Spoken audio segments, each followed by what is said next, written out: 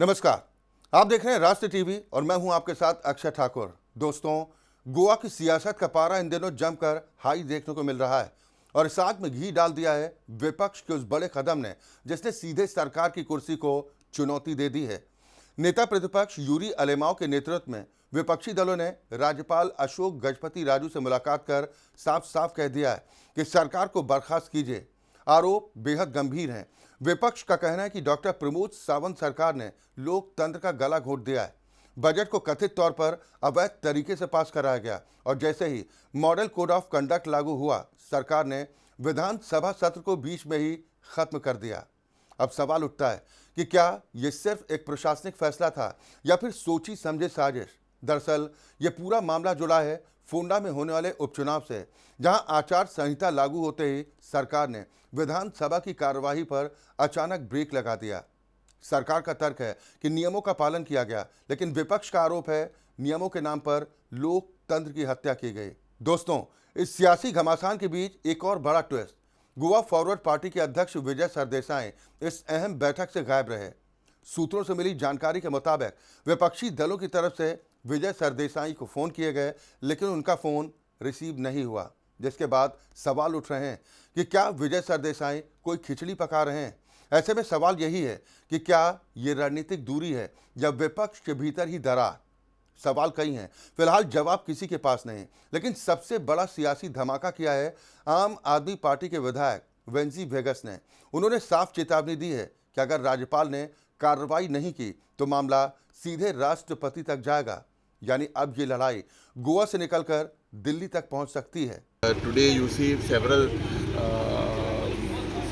states presenting their budgets despite model code of conduct is in existence, and there you see the appropriation bill that was passed, 31,000 odd crores passed today without a debate. This is a fraud. Gujarat, Karnataka, Maharashtra, Tripura, Nagaland are all today debating on their budget. So what is special in Goa?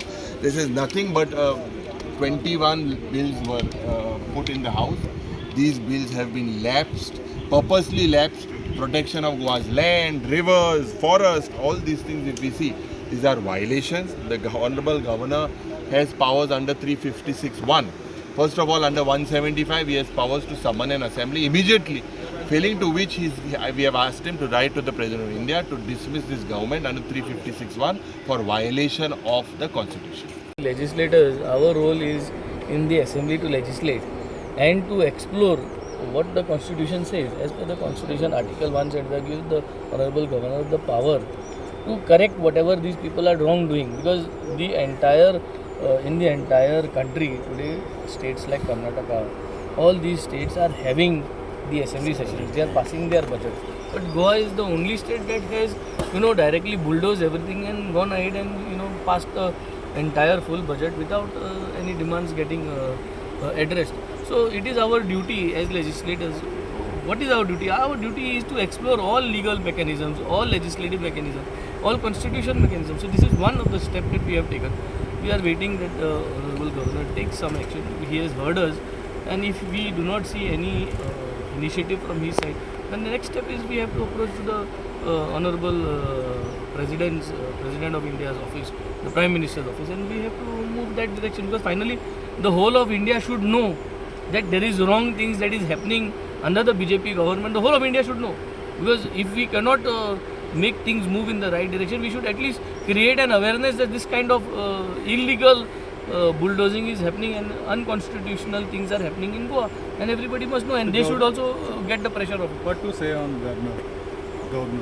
Governor has heard us. He has not given us any say, but he has heard us. He has heard, and as usual, he always hears. But after that, what he has to do, he has to take a decision. But how are you seeing, sir, bipole election on the Ponda? It is under discussion. Yeah, sir is also down. It is under discussion, and it will come out soon. So you will be in alliance or party will under put discussion. that in? Under discussion, what has to be done, how it has to be done is under discussion. In 1 or 2 days, it is, because 23rd is nomination. It has to come out once everything finalizes. We will put it in public. विपक्ष का कहना है कि सरकार सदन से भाग रही है, जवाब देने से बच रही है और संवैधानिक संस्थाओं का दुरुपयोग कर रही है। वहीं सरकार खुद को नियमों के दायरे में बताकर विपक्ष पर सियासी ड्रामा करने का आरोप लगा रही है। अब नजरें टिकी हैं राज्यपाल पर। क्या वो इस पूरे विवाद में कोई बड़ा कदम उठाएंगे? क्या सरकार से जवाब तलब होगा या फिर मामला ठंडे बस्ते में चला जाएगा? लेकिन एक बात साफ है, गोवा में ये सियासी जंग अब सिर्फ बयानबाजी तक सीमित नहीं रही। ये लड़ाई बन चुकी है सत्ता बनाम संविधान की। और जैसे जैसे फोंडा का उपचुनाव नजदीक आएगा, ये सियासी पारा और भी चढ़ेगा। आरोप और तीखे होंगे और वार पलटवार की राजनीति अपने चरम पर पहुंचेगी, क्योंकि गोवा विधानसभा चुनाव की घड़ी भी अब धीरे धीरे नजदीक आती जा रही है। ऐसे में सत्ता पक्ष और विपक्ष दोनों की कोशिश है एक दूसरे पर लीड लेने की। तो तैयार रहिए, क्योंकि गोवा की ये सियासी लड़ाई अभी खत्म नहीं हुई है। ये तो बस शुरुआत है उस बड़े संग्राम की, जहां हर दांव चलेगा, हर वार होगा और हर कदम पर राजनीति का नया चेहरा सामने आएगा।